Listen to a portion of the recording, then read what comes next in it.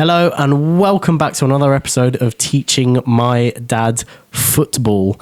I think first off, we should apologise. I know we've done this a couple times now for not recording enough episodes. It's fair to say we haven't recorded one in months upon months upon months. I actually don't know when the last time we did one was. I don't even remember what we talked about the last time we did one. It's been a while. It's been a while, but we're back. Yeah, we're back. And you may notice that things look a little bit different. We're in a different setup. And this was part of our plan to make sure that we record a few more episodes, that we're actually in a setup that is easier to set up for us now. We've got some beautiful shirts behind us for those of you watching on YouTube that you may be able to see.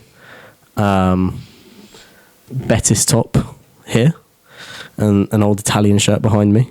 We're both wearing, you're wearing an Italian top. I'm wearing a top of an Italian team today. I'm wearing an old Milan top.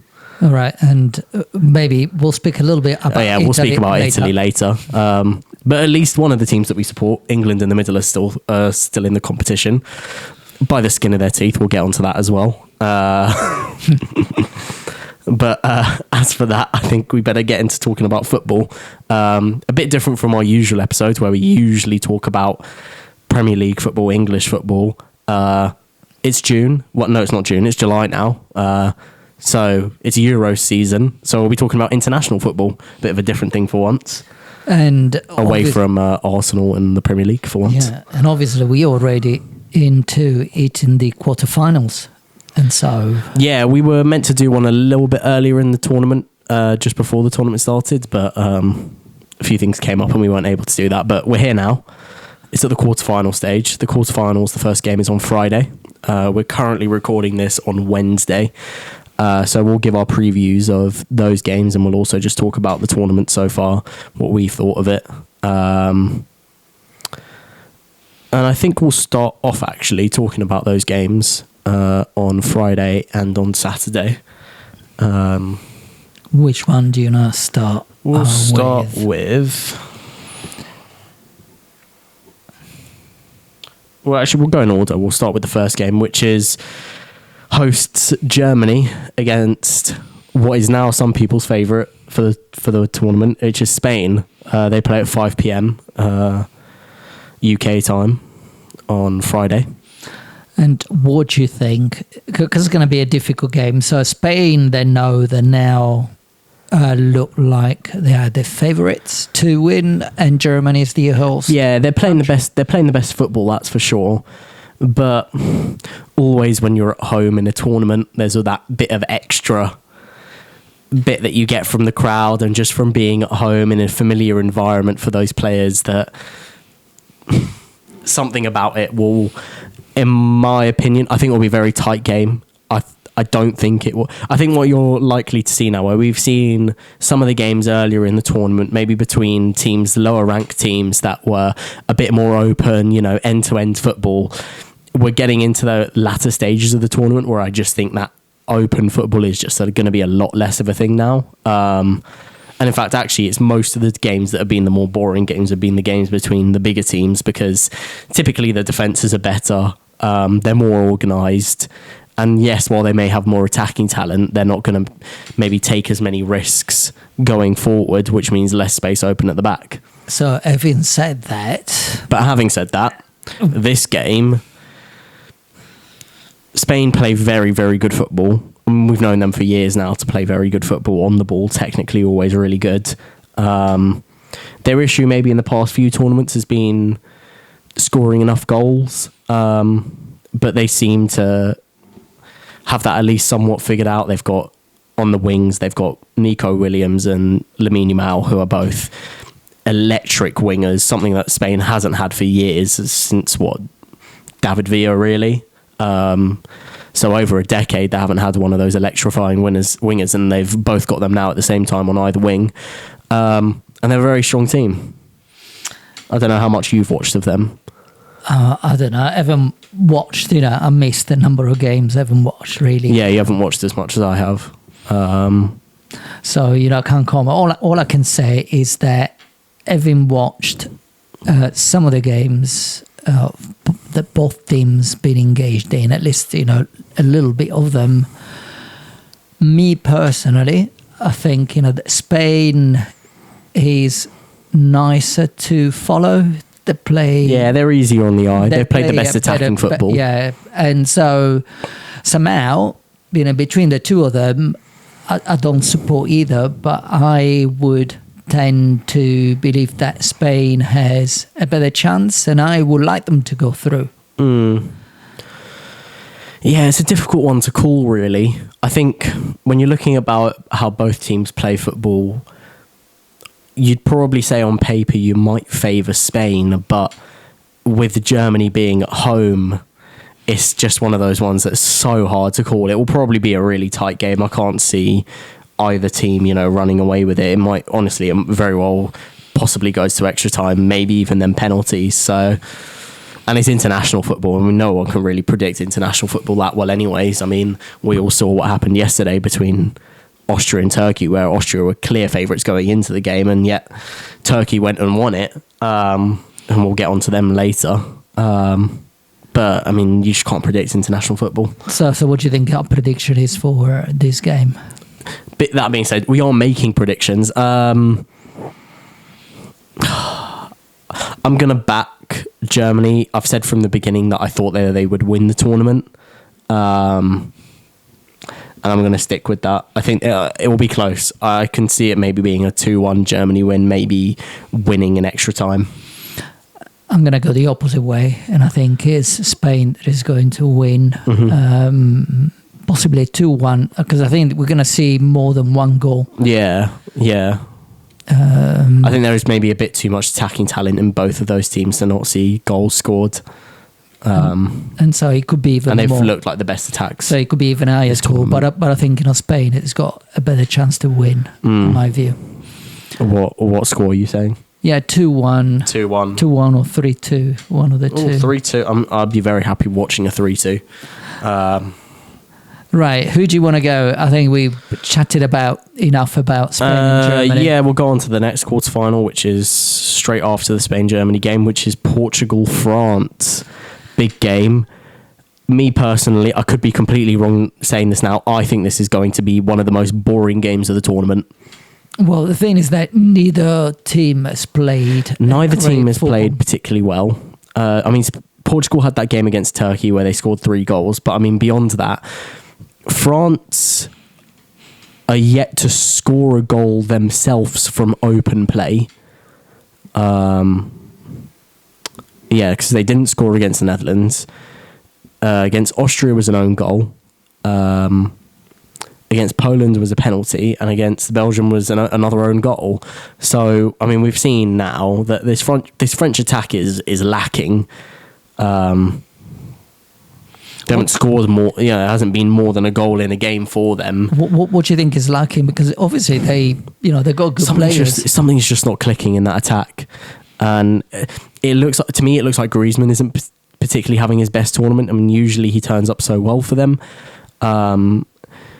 For as good as for as threatening at times as Mbappe has looked, he hasn't really hit the target yet, bar the penalty that he scored. I don't know what it is with him, the Euros, that he just struggles in compared to the World Cup, which he probably have about 6 goals already if this was a World Cup. But Euros, I mean, he literally scored his first goal against Poland and it was a penalty. So he's yet to score from open play in a European Championship tournament.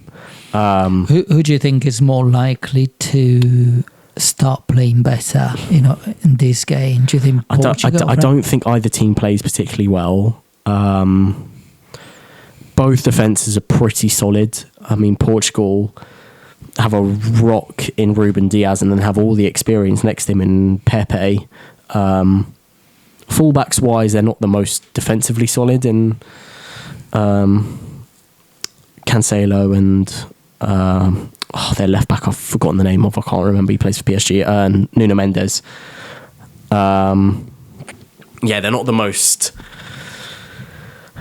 they're more attacking fullbacks, but I mean, France have that as well in Theo Hernandez, although he has performed so well this tournament. I mean, the French defence has been rock solid as well. They've had a very good midfield. They've got Kante still showing, despite that he moved to Saudi Arabia, that he's still able of performing at the top level in international football. I mean, he's just been breaking everything up in their midfield. And then, look, they still have the best player in the world up top. And I think it's hard to bet against the French when you look at their team on paper. Such a good defence and such a talented attack and a relatively well-balanced midfield. I mean... So what is your prediction? And they have the know-how of how to get stuff, how to get it done in the tournament. So what is your prediction then? I think France will edge it, but I do think it might very well maybe a very boring game, a very tactical game, a very potentially slow game at times as well. But I think they'll win 1-0. Right, because I think instead this is going to be Portugal's time. No, it's going to be a draw. You think it's going to go to extra time on penalties? It's going to be 1-1, and I can see that. And it's going to go to penalties. And penalties, I can see France winning. Yeah, I mean France could win their penalties, but I mean they've lost their last 2 penalty shootouts in tournaments. I mean, they obviously lost the World Cup on penalties against Argentina, and they actually lost the last Euros on penalties against Switzerland. So they haven't had a great recent track record on penalties, the French. But I mean, somehow I do actually think this. I think if it goes to penalties, I think Portugal win, just because of the performance of Diogo Costa the other day in net, who obviously saved 3 penalties, all 3 penalties that the Slovenians took. So. Anyways, I think it's going to go to penalties. Somehow, I think France is going to, though, put it through at penalties and see what happens. Yeah, it will be a tight one. I don't think. Again, it will be closely fought. And those are Friday's fixtures, and then moving on to Saturday's fixtures. We'll talk about the Netherlands and Turkey game first, because obviously one of our teams is still in it in England. But the Netherlands-Turkey game is the 8 p.m. kickoff. This, I think, will probably be the most entertaining game of the quarterfinals. I mean, Turkey have provided us with some of the best games of the tournament so far. Think back to I don't know, you didn't watch it, but their first game against Georgia was just so end-to-end. And then the other night against Austria, where they, a lot of people said that they weren't going to get through, and yet they won 2-1 and onto the quarterfinals. The first time they've been in the quarterfinals since... it's the first time they got past the round of 16 in a tournament since 2008 when they went to the semis. So what do you think? Netherlands has been playing pretty well, so they're not... Yeah, they've had a bit of an up and down tournament. They had a good result against Poland. They came back. They showed character in that one. Against France, some people say that they got unlucky to have a goal ruled out in that one and could have beaten France. Poor against Austria, didn't really turn up in that game until the second half. But then, the other day against Romania, they turned up. In fact, it was yesterday. They turned up in that game, and first 15 minutes or so, Romania were really pressing them, and they were looking like the team that made the better start. And then Cody Gakpo, who has been one of the best players of the tournament so far, gets the ball on the left wing and shoots it past the keeper at the near post, who maybe should have saved it. But either way, from that point on, the Netherlands went 1-0 up. It was sort of just one-way traffic, and they seemed to just sort of find their rhythm a bit. And so they found their rhythm at the right time that they'll need to.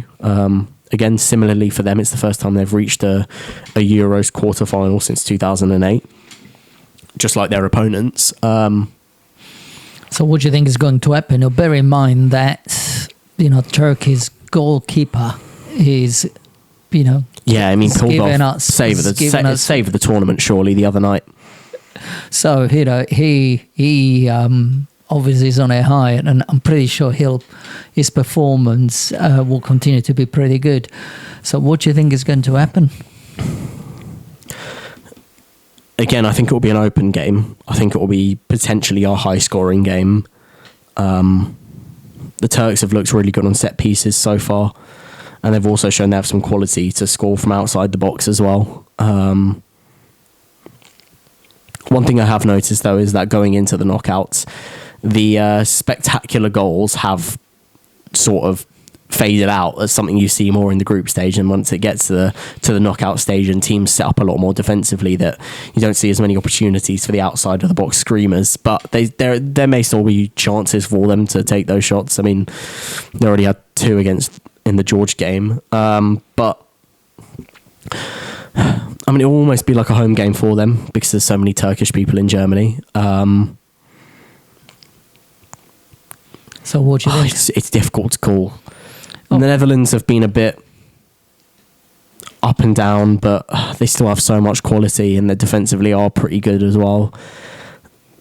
But something about the Turks this tournament, they've just been shown so much character, but I just wonder if this may be just a step beyond what they can achieve. Come on, give us a prediction on your side.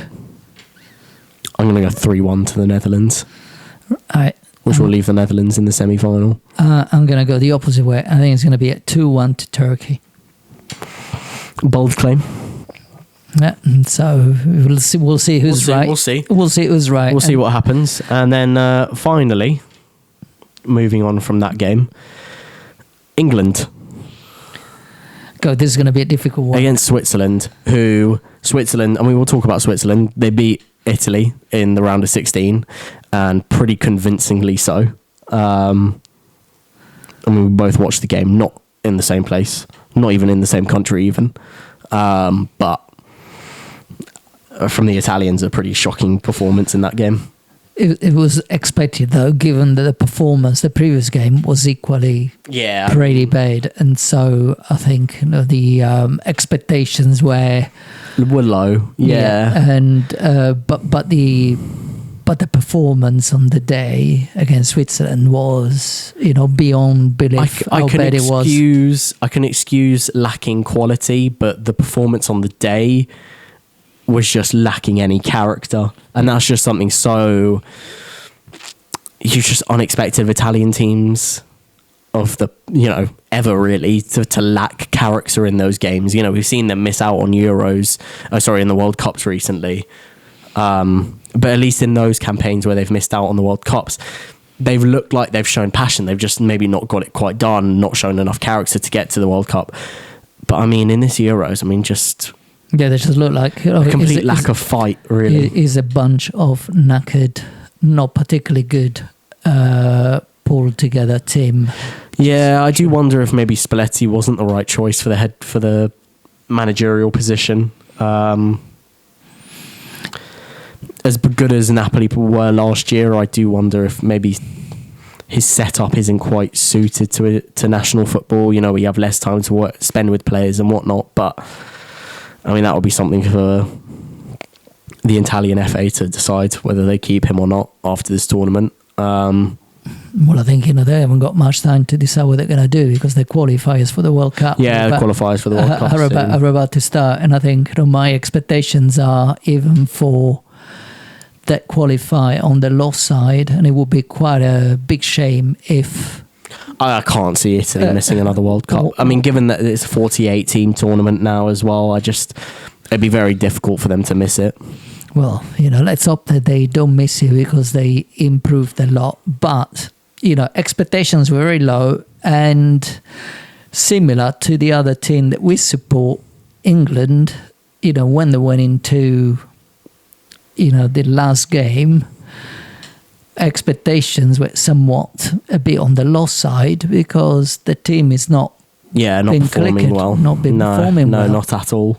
Meanwhile, Switzerland, who have shown as a national side that they are still very, very capable of performing at this stage and looked so much more cohesive, and that does worry me now for this England game because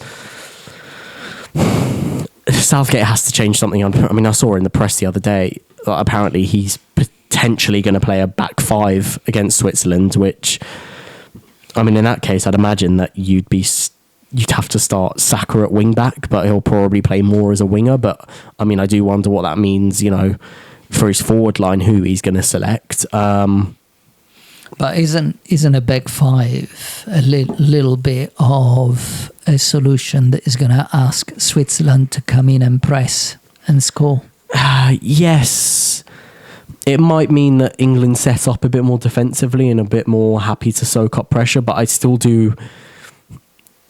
The issue with that is that if you're going to sit back and soak up pressure, you need the right sort of profile of players to be able to play on the counter-attack, which Southgate left his best counter-attacking player at home in Marcus Rashford, one of the quickest players in world football, and one of the most devastating. And we've seen it. I know he wasn't good this season for United, but we've seen him time and time again that on the counter-attack he can be devastating, and that's just something that England just don't have this tournament. I mean, they have Anthony Gordon on the bench who has barely seen the pitch, and beyond Gordon there is no one really in the team who has that real injection of pace if you're going to play more counter-attacking football. So what do you think is going to happen on Saturday at 5 p.m? I mean, against Italy, I predicted the Swiss would beat us. And against England, I'm not sure. I think the Swiss will play better, but just something tells me that England will somehow pull through, and it might even go to penalties, and they might come through on penalties. But I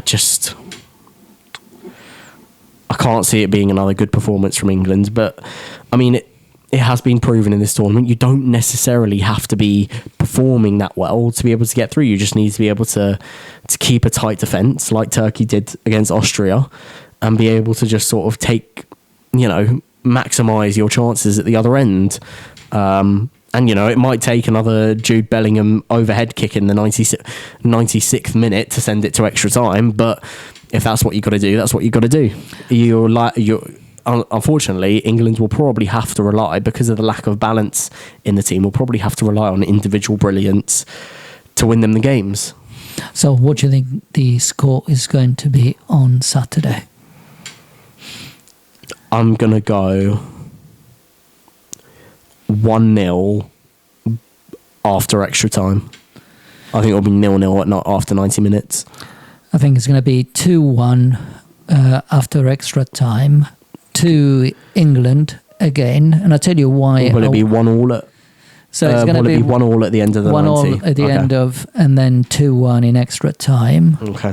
And I'll tell you why. I'm really hoping this is going to happen, because I really want England to win, and I want to see London going absolutely crazy to celebrate. I mean, you predicted Turkey in the other one, so could you imagine? We're from North London.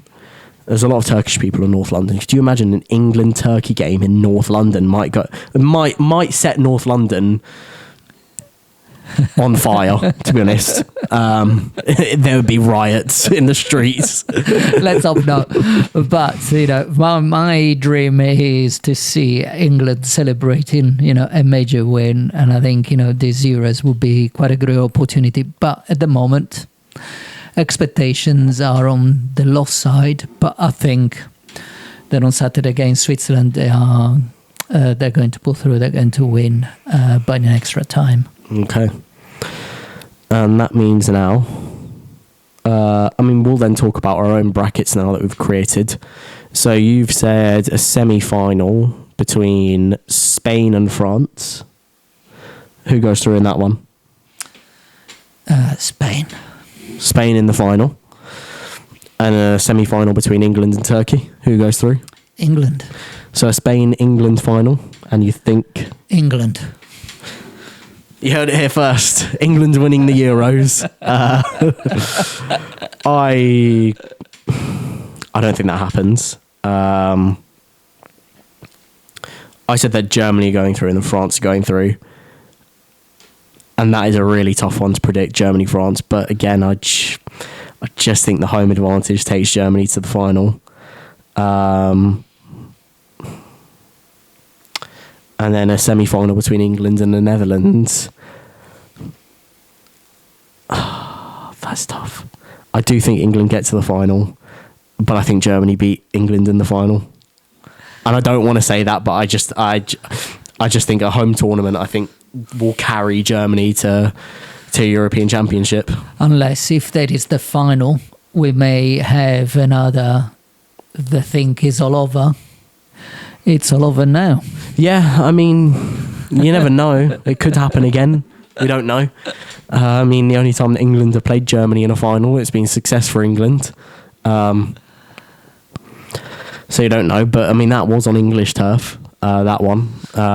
This one is for for Germany. It will be in Berlin in the Olympic Stadium. All right. So A beautiful stadium. What's going to happen now? So we'll wait and see what happens, and I think we're just going to do another. Yeah, we'll probably do a post-tournament review. Post-tournament review, and we'll see who was right. Yeah, we'll see. We'll see who wins. It might be that neither of our predicted winners win. It's possible, but let's see what happens. We'll have to wait and see what happens. A bit of a shorter one today. I mean, I guess maybe a little bit less to talk about in Euros football compared to Premier League football, where we tend to go through every single game. Whereas this time around, we've just gone through sort of the remainder of the tournament and Italy. But I hope that people enjoyed listening to teaching me football. Teaching him football. I mean, I don't think I've had to say too much to you today. But to the next time. Until next time. Thank you for watching or for listening, whether you're watching on YouTube or you're listening on any of our streaming services. Thank you, and we'll see you later. Goodbye.